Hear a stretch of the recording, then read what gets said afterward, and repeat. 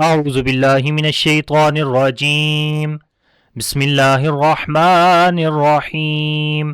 السلام علیکم ورحمۃ اللہ وبرکاتہ۔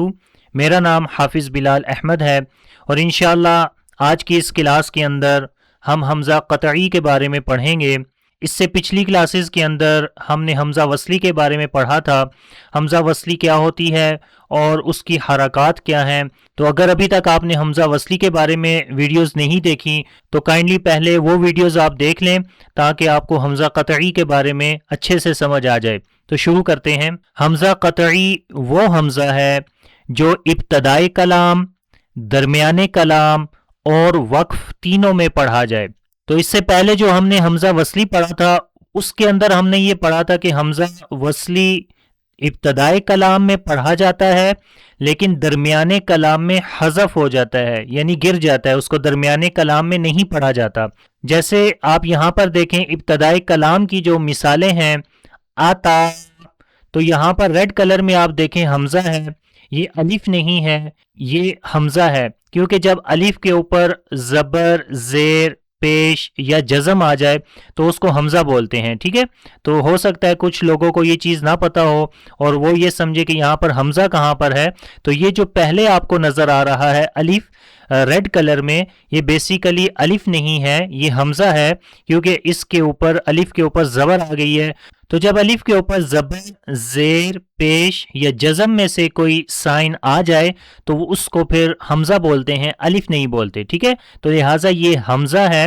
تو دیکھیں حمزہ اب شروع میں آ گیا ہے، تو ابتدائی کلام کا مطلب ہوتا ہے کلام کے شروع میں، تو یہ حمزہ شروع میں ہے تو اس کو ہم پڑھ رہے ہیں، تو یہ حمزہ قطعی ہے۔ آتا، ٹھیک ہے، آتا۔ اب اس کی دوسری مثال او تو، اب الف کے اوپر پیش ہے تو یہ بھی حمزہ ہے، ٹھیک ہے، اس کو بھی حمزہ بولیں گے، اور یہ بھی شروع میں ہے، اس کو بھی ہم پڑھتے ہیں او تو۔ اس کے بعد آگے والی مثال کے اندر بھی آپ یہ دیکھیں کہ حمزہ شروع میں ہے تو اس کو بھی ہم پڑھ رہے ہیں، تو یہ حمزہ بھی قطعی ہے۔ جیسے ہم پڑھتے ہیں ان، ان، اس کے آگے والی مثال کے اندر بھی حمزہ شروع میں ہے، ایاک، ایاک۔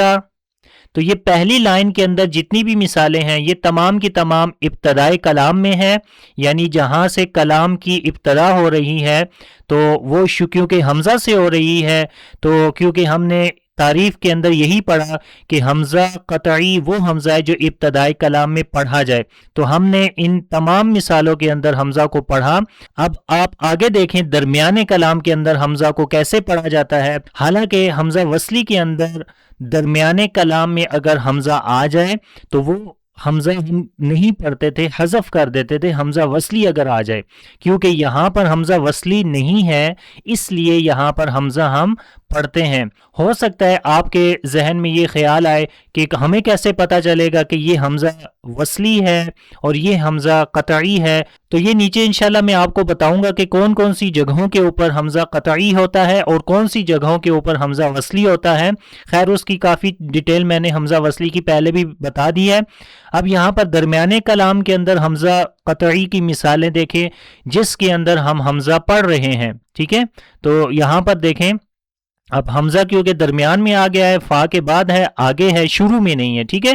درمیان سے مراد کے شروع میں نہیں ہے، آگے کسی پورے لفظ کے بیچ میں ہے، تو یہ حمزہ یہاں فا کے بعد ہے تو اس کو پڑھتے ہیں فَأَرَادَ، فَأَرَادَ، ٹھیک ہے۔ آ کو ہم پڑھ رہے ہیں کیونکہ یہ درمیانے کلام میں آ گیا۔ دوسری مثال ہے یؤمنون، یؤمنون، تو یہاں پر بھی دیکھیں حمزہ جزم کے ساتھ ہے، درمیانے کلام میں ہے کیونکہ شروع میں نہیں ہے اور نہ ہی آخر میں ہے، تو درمیانے کلام میں ہوا تو اس لیے حمزہ کو ہم نے پڑھا، اور جب حمزہ درمیانے کلام میں پڑھا جائے تو اس کا مطلب ہے یہ حمزہ قطعی ہے۔ اس کے بعد آگے والی مثال کے اندر بھی حمزہ قطعی ہے، درمیان میں پڑھا جا رہا ہے، بِإِذْنِهِ، بِإِذْنِهِ، تو یہ بھی با کے بعد ہے، درمیانے کلام میں ہے، ٹھیک ہے۔ اور لاسٹ والی مثال کے اندر بھی دیکھیں الامور، الامور، تو یہ حمزہ ہے یہاں پر بھی. تو اب یہاں پر اس مثال کے اندر دیکھیں الامور، تو یہاں پر بھی حمزہ درمیان میں ہے تو اس کو پڑھتے ہیں، یہ بھی حمزہ قطعی ہے. لیکن اس سے پہلے آپ پہلے والا جو حمزہ ہے یہ دیکھیں، یہ حمزہ وصلی ہے. کیوں؟ کیونکہ ہم نے پچھلی کلاس کے اندر پڑھا تھا کہ حمزہ جو ہے وہ لام تعریف کے اوپر داخل ہوتا ہے. تو جو حمزہ لام تعریف کے اوپر داخل ہوگا، لام تعریف سے مراد کے جو جس کے شروع میں الف لام ہو، تو یہ دیکھیں شروع میں یہ حمزہ اور لام آپ کو نظر آ رہے ہیں. تو یہ جو لام ہے یہ بیسیکلی لام تعریف کہلاتا ہے. اس کی ڈیٹیل میں نے پچھلی کلاس میں آپ کو بتائی ہے. تو یہ پہلے والا جو حمزہ ہے یہ حمزہ وصلی ہے. کیوں؟ کیونکہ یہ لام کے اوپر آ رہا ہے. ٹھیک ہے، تو کوئی بھی حمزہ جو لام کے اوپر آئے گا یعنی لام سے پہلے آئے گا تو اس کو آپ نے پڑھنا ہے، وہ حمزہ وصلی کہلائے گا. لیکن یہاں پر کیونکہ آگے درمیان والے حمزہ کی ہم بات کر رہے ہیں اور یہ پڑھا بھی جا رہا ہے الامور، تو لہٰذا یہ حمزہ جو ہے یہ حمزہ قطعی ہے. تو اس کے بعد اب تیسری جگہ پہ دیکھیں جو ہم نے پڑھا کہ وقف ابتدائی کلام، درمیانے کلام اور وقف تینوں میں پڑھا جاتا ہے. تو ابتدائی کلام اور درمیانے کلام کی مثالیں میں نے آپ کو بتا دی. تو اب میں آپ کو بتاؤں گا کہ جب حمزہ قطعی آخر میں آتا ہے یعنی اس کے اوپر جب وقف کیا جائے گا تو اس صورت میں حمزہ کو کیسے پڑھیں گے. تو یہاں پر مثال ہے یشاء،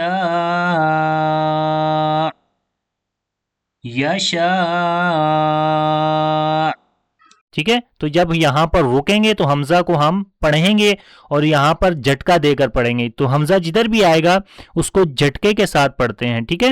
اور ایک اور اہم چیز یہ ہے کہ حمزہ کے اوپر چاہے زبر زیر پیش ہو یا حمزہ کے اوپر چاہے جزم ہو اس کو جھٹکے کے ساتھ پڑھتے ہیں. ٹھیک ہے. تو یہاں پر بھی ہم جھٹکا دیں گے جب یہاں پر وقف کریں گے کیونکہ آخر میں جزم آ جائے گی. آگے ہے قورو،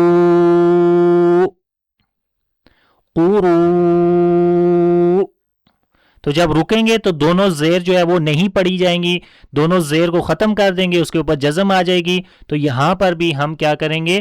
وقف کریں گے اور یہ حمزہ بھی کیا کہلائے گی؟ حمزہ قطعی. کیوں؟ کیونکہ اس کو ہم پڑھ رہے ہیں وقف کی حالت میں. اب آگے والی مثال کے اندر بھی حمزہ آخر میں ہے تو اس کو بھی پڑھیں گے واجی. جب ہم رکیں گے تو یہاں پر بھی حمزہ پڑھی جائے گی واجی، واجی.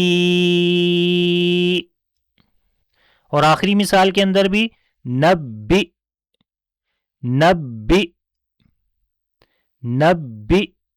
تو یہاں پر بھی حمزہ ہم وقف کی حالت میں پڑھ رہے ہیں. تو یہ تینوں وہ جگہیں ہیں جہاں پر حمزہ قطعی ہم پڑھتے ہیں، چاہے حمزہ ابتدا میں آئے، چاہے حمزہ درمیانے کلام میں آئے اور چاہے حمزہ کے اوپر آپ وقف کریں. تو تینوں حالتوں میں حمزہ جب پڑھی جائے گی تو وہ حمزہ قطعی کہلاتی ہے. اب ہم آگے دیکھیں کہ حمزہ قطعی کتنی ہیں. حمزہ قطعی تقریباً 10 ہیں اور اس کے علاوہ باقی سب حمزہ وصلی ہیں. تو یہ جو نیچے والا بھی حصہ یہ میں آپ کو بتانے جا رہا ہوں یہ بیسیکلی عربی گرامر سے ریلیٹڈ ہے. تو اگر تو آپ کو عربی گرامر کی سمجھ ہے تو پھر تو یہ چیزیں آپ کو سمجھ آ جائیں گی. اگر آپ کو عربی گرامر کی اتنی سمجھ نہیں ہے تو ہو سکتا ہے آپ کو اتنی سمجھ نہیں آئے، لیکن پھر بھی میں کوشش کروں گا کہ آپ کو تھوڑا بہت سمجھا دوں تاکہ آپ کو کچھ آئیڈیا مل جائے حمزہ قطعی کے بارے میں. تو سب سے پہلے ہے باب افعال کا حمزہ. تو یہ عربی گرامر کے اندر جو ہے وہ گردانیں چلتی ہیں جن کو ابواب بولتے ہیں، ان میں سے یہ ثلاثی مزید فی کے ابواب ہیں. تو ان کے اندر باب افعال ہے. تو باب افعال کا حمزہ، تو باب افعال کے اندر جو صیغے آتے ہیں ماضی کا صیغہ ہے، اس کے علاوہ مصدر ہے اور اس کے علاوہ امر کا، یعنی جس میں حکم دیا جاتا ہے. جیسے تو جب ہم پہلا صیغہ دیکھیں اک روما، تو اک روما یہ جو صیغہ ہے یہ ماضی کا ہے باب افعال کے اندر، تو اس میں بھی حمزہ کو پڑھیں گے. اس کے بعد امر کا صیغہ ہے اک رم، اک رم. تو یہاں پر بھی حمزہ پڑھا جاتا ہے، چاہے آپ اس کو کسی پیچھے والے لفظ کے ساتھ ملائیں تب بھی یہاں پر یہ حمزہ پڑھا جائے گا. یعنی فار ایگزامپل اس کے پیچھے ہم اگر واو لگا دیتے ہیں تو تب بھی ہم اس کو وکرم نہیں پڑھیں گے بلکہ پڑھیں گے وَأَكْرِمْ، وَأَك، وَأَك. ٹھیک ہے، تو یہ آپ کو پتہ ہونا چاہیے. اور آخر میں یہ مصدر ہے تو اس میں بھی اکرامن، تو حمزہ پڑھیں گے اکرامن. تو یہ باب افعال کا جو حمزہ ہے اس کے اندر حمزہ کیونکہ پڑھا جاتا ہے اور یہ حمزہ قطعی ہوتا ہے تو لہٰذا یہ آپ کو پتہ ہونا چاہیے. اس کے علاوہ فعل مضارع کے واحد متکلم کا حمزہ. تو فعل مضارع کسے بولتے ہیں؟ فعل مضارع وہ فعل ہوتا ہے جو حال اور مستقبل کی خبر دیتا ہے. تو کیونکہ اس کے اندر بھی جو صیغے ہیں واحد متکلم یعنی سنگل بندہ جب متکلم یعنی بات کرے گا اکیلا بندہ تو اس کا جو صیغہ ہوتا ہے وہ اضربو کے وزن پر سٹارٹ ہوتا ہے. تو اس وزن کے اوپر بھی اگر کوئی مثال آئے گی قرآن پاک کے اندر تو آپ کو یہ بھی پتہ چل جانا چاہیے کہ یہ حمزہ بھی قطعی ہے. اگرچہ یہ چیزیں تھوڑی سی ڈیفیکلٹ ہیں لیکن میں کوشش کر رہا ہوں کہ آپ کو تھوڑا سا آئیڈیا دے دوں. ٹھیک ہے، تو یہاں پر بھی جو حمزہ ہے یہ حمزہ بھی پڑھتے ہیں اگر درمیانے کلام میں آئے یا شروع میں بھی تو اس کو پڑھیں گے اضربو اضربو. ٹھیک ہے، اس کے بعد ہے اس میں تفضیل کا صیغہ. تفضیل بولتے ہیں فضیلت سے نکلا ہے یعنی جس کے اندر زیادتی پائی جائے. اس میں تفضیل کا حمزہ افضلو. ٹھیک ہے، افضلو کے لفظ سے ہی پتہ چل رہا ہے فضیلت والا یعنی بہت زیادہ فضیلت رکھنے والا. ٹھیک ہے، افضلو.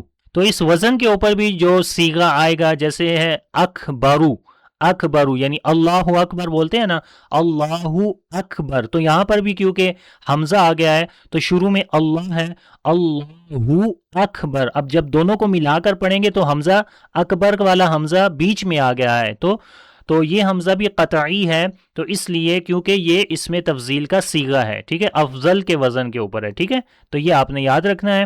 تو اب آگے ہے جمع مکسر کا حمزہ. تو جمع مکسر کیا ہوتی ہے؟ جمع مکسر وہ جمع ہوتی ہے جس کے واحد سے جب آپ جمع بناتے ہیں یعنی واحد کے صیغے سے جب جمع کا صیغہ بناتے ہیں تو اس وقت واحد کے صیغے کی جو شکل ہوتی ہے اس کو جب ہم جمع بناتے ہیں تو اس کی شکل چینج ہو جائے اس کو جمع مکسر بولتے ہیں. مثال کے طور پر جیسے اقلامن. اقلام بیسیکلی قلم کی جمع ہے.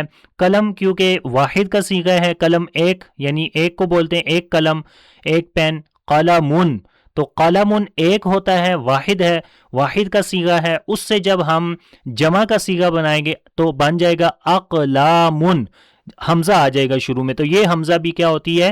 حمزہ قطعی ہوتی ہے. تو جمع مکسر وہ جمع ہوتی ہے جب واحد سے آپ جمع بناتے ہیں تو جو واحد کی شکل ہوتی ہے یعنی واحد کے صیغے والی جیسے اس کی قلمن ہے تو قلمن سے جب ہم اقلامن بولیں گے تو اقلام میں کیونکہ اس کی شکل چینج ہو گئی ہے شروع میں حمزہ آ گیا ہے آگے بھی چینج ہو گیا ہے آخر لام کے بعد بھی الف آ گیا ہے تو اس کی شکل بدل گئی ہے. تو جس واحد کے صیغے کو جب آپ جمع کا صیغہ بناتے ہیں تو اس کی شکل چینج ہو جائے اس کی بنا ٹوٹ جائے تو اس کو جمع مکسر بولتے ہیں. تو اس کے شروع میں بھی یعنی اس وزن کے اوپر جیسے ہم اور الفاظ بھی ہیں اشجارن شجرن. شجر ایک درخت کو بولتے ہیں. شجر سے جب ہم جو ہے وہ جمع بنائیں گے تو اس کو بھی بولیں گے اشجارن. تو اشجار کے شروع میں بھی حمزہ جو ہے وہ حمزہ قطعی ہے. ٹھیک ہے، اس کے علاوہ اعلام کا حمزہ. اعلام نام سے ہے. نام علم ایک نام ہے اعلام بھی ناموں سے ہے. اسماعیل یعنی کہ اگر کسی کا نام ہوگا اس کے شروع میں اگر حمزہ آئے تو وہ حمزہ بھی حمزہ قطعی کہلاتی ہے. اس کو بھی سیم قاعدے کے مطابق شروع میں بھی درمیان میں بھی اور آخر میں بھی پڑھتے ہیں. جیسے کہ یہاں پر پڑھیں گے اسماعیلو. تو اسماعیل ایک نام ہے تو اعلام وہی. تو یہاں پر بھی اعلام جمع مکسر ہے بیسیکلی تو اس کا سنگل علم ہے. اب آگے ہے ندا کے وقت اس میں جلالت کا حمزہ یعنی اللہ کے نام. اس میں جلالت سے مراد اللہ کا نام. تو اللہ کے نام کو جب ہم پکارتے ہیں تو اس کے شروع میں بھی جو حمزہ آئے گا وہ بھی حمزہ قطعی ہوگا. جیسے ہم کہتے ہیں یا اللہ. ٹھیک ہے، یا اللہ. تو یا کیونکہ حرف ندا ہے یعنی کہ اس سے ہم اللہ تعالیٰ کو بلاتے ہیں پکارتے ہیں ندا کرتے ہیں. تو اس کے بعد بھی جو حمزہ ہے یہ حمزہ قطعی کہلاتا ہے. یہ حمزہ وصلی نہیں ہوگا. ٹھیک ہے، تو جب اللہ کے نام سے پہلے حرف ندا آ جائے جیسے کہ یا ہے تو اس کو پڑھیں گے یا اللہ. ٹھیک ہے، یا اللہ. مطلب یہ کہ حمزہ اب پڑھا جا رہا ہے کیونکہ یہ درمیانے کلام میں آ گیا ہے. حالانکہ اگر حمزہ وصلی ہوتا تو پھر یہاں پر درمیانے کلام میں یہ گر جاتا نہیں پڑھتے اس کو لیکن یہاں پر ہم اس کو پڑھ رہے ہیں.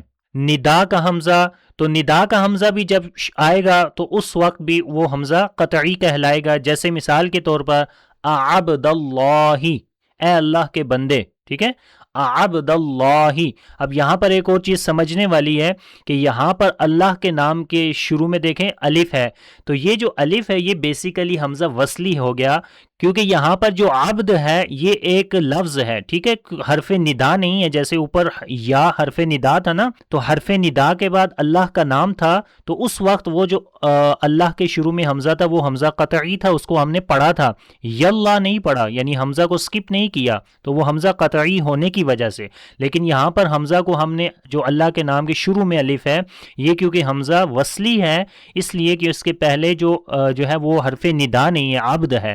حرف ندا کون سا؟ یہ ریڈ کلر والا حمزہ، یہ حمزہ جو ہے یہ حرف ندا ہے. اس کے بعد عبد ہے، عبد جو ہے وہ ایک نام ہے بندہ، اور اس کے بعد اللہ کا نام ہے. تو یہاں پر حمزہ جو ہے یہ وصلی ہے، تو اس کو پڑھتے ہیں عبد اللہ، دلہ، ٹھیک ہے. یہاں پر الف نہیں پڑھا جا رہا، حمزہ نہیں پڑھا جا رہا. کیوں؟ کیونکہ یہ حمزہ وصلی ہے اور حمزہ وصلی درمیانے کلام میں گر جاتا ہے، ٹھیک ہے. اب آگے ہے فعل تعجب کا حمزہ. فعل تعجب وہ فعل ہوتا ہے جس میں حیرانگی کا اظہار کیا جاتا ہے. جیسے ہم کہتے ہیں ما اضربہ، ما اضربہ، تو یہاں پر بھی کیونکہ حمزہ درمیان میں اس کو ہم پڑھ رہے ہیں. اس کے بعد ہے استفہام کا حمزہ. استفہام کا حمزہ مطلب سوالیہ حمزہ آپ کہہ سکتے ہیں کہ یہ جب شروع میں آتا ہے اور اس سے مراد سوال جو ہے وہ کیا جاتا ہے، اَأَنذَرْتَهُمْ، تو جب یہ حمزہ بھی شروع میں آئے گا تو اس وقت بھی یہ حمزہ قطعی کہلاتا ہے، اس کو بھی ہم پڑھتے ہیں. تو مثال کے طور پر اَأَنذَرْتَهُمْ، اَأَنذَرْتَهُمْ، ٹھیک ہے. تو یہ شروع میں جو حمزہ ہے یہ حمزہ استفہام کا ہے، اور آگے انذرتا یہ اکرمتا کے وزن کے اوپر ہے جو باب فعال کا صیغہ ہے، ٹھیک ہے. تو آخر میں ہے مبنی کا حمزہ. مبنی بولتے ہیں وہ کلمہ جو اپنی حالت برقرار رکھتا ہے، کسی دوسرے عامل کی وجہ سے اس کی حالت بدلتی نہیں ہے، تو اس کو مبنی بولتے ہیں. جیسے انا، تو انا آپ انا ہی پڑھیں گے، اس کے شروع میں بھی جو حمزہ ہے یہ حمزہ قطعی ہے، تو یعنی کہ مبنی کا بھی جو حمزہ ہوگا وہ بھی حمزہ قطعی ہوگا، چاہے یہ درمیانے کلام میں آئے یا اس سے پہلے اگر واو بھی لگا دیتے ہیں، واو زبر وا، تو اس کے ساتھ بھی اگر اس کو پڑھیں گے تو وَإِنَّ پڑھیں گے، وَنَّ نہیں پڑھیں گے، یعنی حمزہ کو بیچ میں سے سکپ نہیں کریں گے. تو امید ہے کہ یہ حمزہ قطعی کے بارے میں کافی انفارمیشن آپ کو مل گئی ہوگی. ویڈیو تھوڑی سی لمبی ہو گئی ہے، تو میں نے کوشش کی ہے کہ چیزوں کو جو ہے نا وہ تھوڑا آسان کر کے آپ کو بتایا جائے. تو یہ حمزہ قطعی کے بارے میں جتنی بھی انفارمیشن ہے، جب تک آپ کو عربی گرامر کی ہیلو ہائی نہیں ہے تو ہو سکتا ہے کہ یہ تھوڑا سا آپ کے لیے ڈیفیکلٹ ہو، لیکن کچھ آئیڈیا کم از کم آپ کو مل گیا ہوگا کہ کون کون سے حمزہ جو ہے وہ حمزہ قطعی ہیں. کیونکہ قرآن پاک کو ویسے بھی ترجمے کے ساتھ سمجھ کر پڑھنا چاہیے، تو تب جو ہے نا آپ کو قرآن پاک کی صحیح معنوں میں سمجھ بھی آئے گی. تو اس کے لیے عربی گرامر جو ہے وہ بہت ضروری ہے. تو آپ کوشش کریں کہ عربی گرامر کو بھی تھوڑا سا جو ہے وہ ٹچ دیں تاکہ آپ کو ترجمہ سمجھ آئے. جب آپ کو سمجھ آئے گی تو پھر ہی اس کے اوپر آپ جو ہے وہ صحیح معنوں میں عمل کر سکیں گے. تو یہ تھی آج کی کلاس حمزہ قطعی کے بارے میں. انشاءاللہ اگلی کلاس کے اندر ہم مزید حمزہ کی جو ڈیٹیل ہے وہ پڑھیں گے. تو حمزہ قطعی کے بارے میں اگر کسی کو کسی قسم کا کوئی کوسچن ہو تو وہ کمنٹس میں مجھ سے پوچھ سکتا ہے، انشاءاللہ میں اس کا رپلائی کروں گا. تو انشاءاللہ نیکسٹ کلاس کے اندر ملتے ہیں. تو مجھے دیں اجازت. اللہ حافظ. السلام علیکم ورحمۃ اللہ وبرکاتہ.